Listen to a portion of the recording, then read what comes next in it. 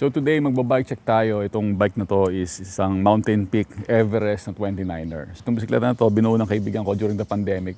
But ngayon gusto niya na ibenta dahil nag-migrate na sila papuntang Canada. So today pag-usapan natin ano yung specs niya, ano yung meron sa kanya, ano yung nagustuhan ko sa kanya, ano yung mga pwede kong baguhin sa kanya kung ako yung gagamit ng bike na to.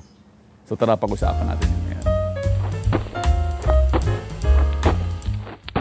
Good day mga Mapster. Today, andito na yung bike, Mountain Peak Everest. Ang gagawin natin, ibabike check natin to. Papakita natin kung ano yung mga specs niya. Actually, binuo to during the pandemic. Hindi siya halos nagamit. Napaka-bihira kasi mag-bike ng kaibigan ko. And they decided na mag-migrate na nga papuntang Canada. So, iniwan niya na to. I'm still thinking kung kukunin ko siya, kung gagamitin ko ba siya. Mamaya sasabihin ko rin sa inyo kung ano yung naiisip ko or kung ano yung idea na gawin ko sa kanya. Ngayon, gusto niya ibenta tong bike na to. Hindi ko pa alam kung magkano ko siya bebenta dahil alam niyo naman during the pandemic mataas yung presyo ng mga bisikleta. So ngayon, subukan natin gawan siya ng specs, gawan natin ng video and let us know sa comment section kung kayo ang bibili ng bike na to, magkano niya bibilin. So para mas matulungan kayo mag-decide, mag-bike check muna tayo, tingnan natin kung ano yung mga parts niya. So umpisa natin sa frame, no? Yung frame niya is Mountain Peak Everest, size medium and naka-true axle siya. Yung kulay niya is glossy gray na medyo may parang glitter siya na kapag naaarawan yan parang nag-iiba-iba. Kita nyo naman sa video. Yung fork na nakalagay sa kanya is Sagmit Evo 2. So air shocks na rin yan, all black yung kulay. Pero hindi siya naka-true axle, naka-quick release siya. Meron siyang 100mm na travel, 32mm na rin stanchion niya, so medyo modern na yung design niya. For the wheelset naman, ang wheelset niya is from Speed 1. Yung ginamit sa kanyang rims ay Speed 1 Soldier na medyo wide rim siya. Yung mga style na pang enduro and all mountain. Habang yung hubs naman ang ginamit sa kanya is Speed 1 Soldier hubs na may 32 holes. Naka 6 poles na rin siya kaya medyo maingay na rin yung tunog niya. Siyempre inaabangan nyo kahit hindi importante sa akin, sound check tayo ng hubs.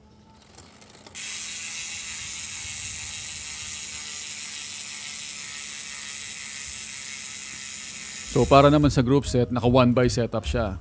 Yung crankset niya is naka Diore na. Pero yung RD niya is Alivio. Naka 1x10 na setup to. So, ibig sabihin wala siyang FD. And 10 yung gear option yung sa likod. Ang kaset na ginamit sa kanya, ang pinakamalaki is 30-40.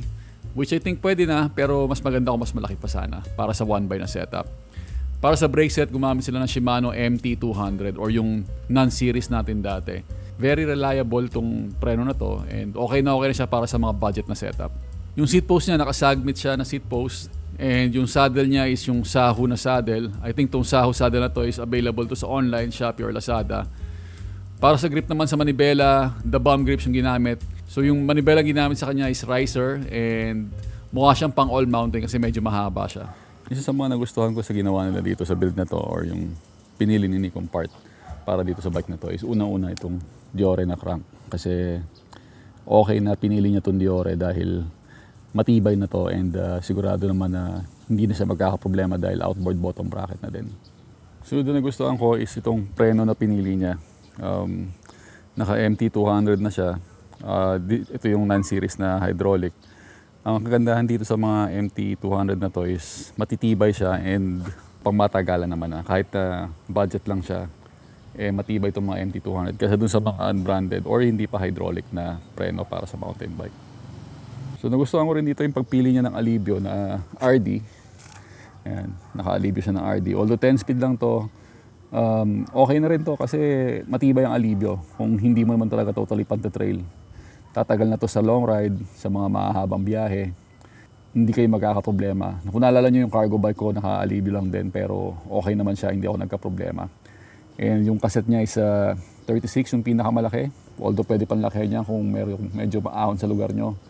Siguro para sa akin lang itong rim na to, itong Speed 1 Soldier na rim, medyo may kalaparan siya para sa akin. Good to sa mga talaga nagta-trail, medyo pang enduro, all mountain na yung size niya. Kung gusto kong magnipis ng gulong like 700 by 45C or mas maninipis na gulong kaysa dito, yung mga 700C na gulong, medyo mahihirapan dito sa rim na to dahil sobrang lapad niya. So kung balak nyo magnipis ng gulong, hindi pwede itong ganito kalapad na rim para sa mga 700C. Para sa akin lang naman. Meron naman kasing mga hindi masyadong malapad na rims na pwede yung mga 700 by 35, 45C. which is mas maganda pang all-rounder or pang kalye din kung hindi ka talaga magte-trail. Specific to mga gantong rims para sa mga nagte-trail talaga like enduro, all mountain, ganyan. Yung mga ganyan sizes.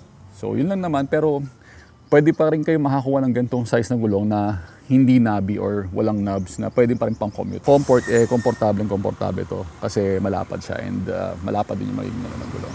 Okay, kung ako yung gagamit ng bike na to, ang una kong babaguhin siguro sa kanya is yung manibela. Kasi hindi ko nagustuhan yung manibela niya, sobrang haba and medyo pang enduro or all mountain.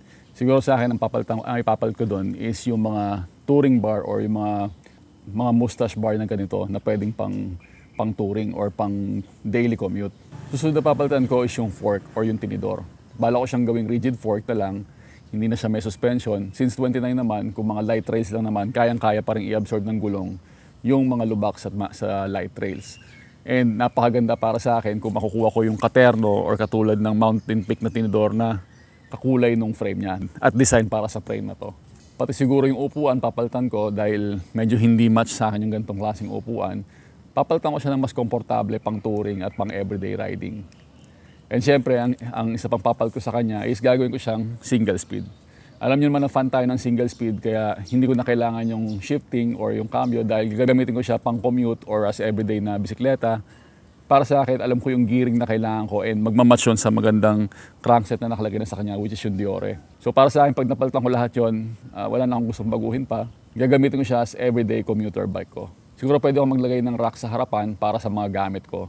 And it will serve its purpose na para maging panghakot, pangdala ng mga gamit, para sa pang-araw-araw.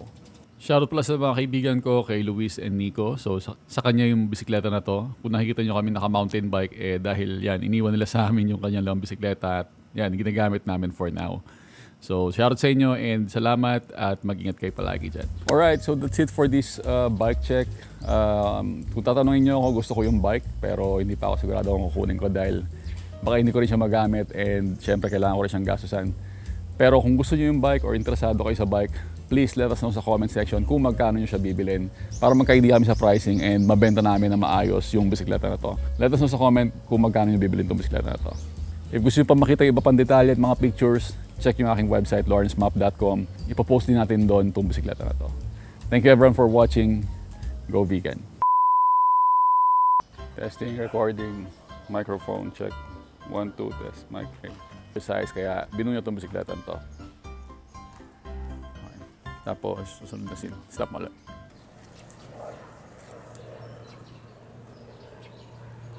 May nagtitraining na naman.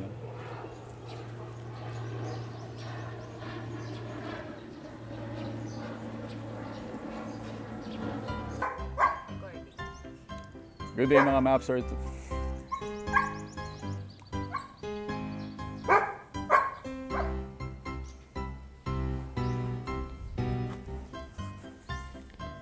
Alright, so that's it for this bike check.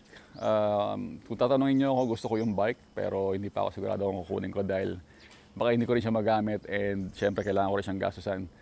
Pero kung gusto nyo yung bike or interesado kayo sa bike, please let us know sa comment section kung magkano nyo siya bibilin para magka-idea kami sa pricing and malaman namin kung magkano